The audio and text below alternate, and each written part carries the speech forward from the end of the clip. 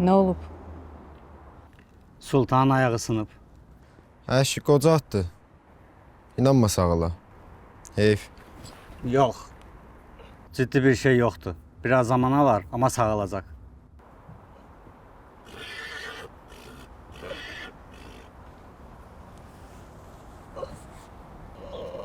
Mənim əzizim. Can yoldaşım. Ən çətin günlərimi səndən keçirdim.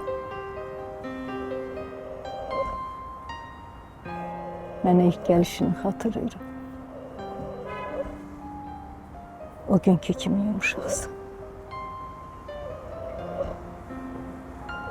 O günkü kimi məğrursun.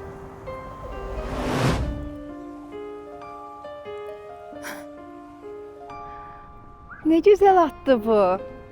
Hardan çıktı? Necə gəlib bura? Niyə qorxursan? Şahlar bəy sizin üçün alıb bu atı.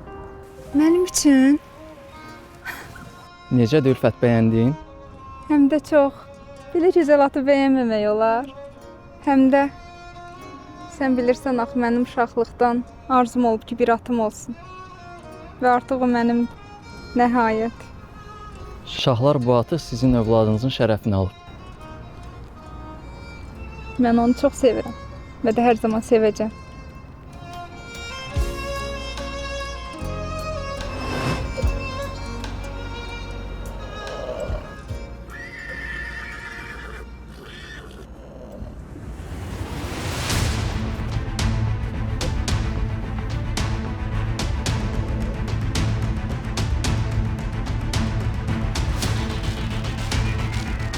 Amma topallardan bezmişəm.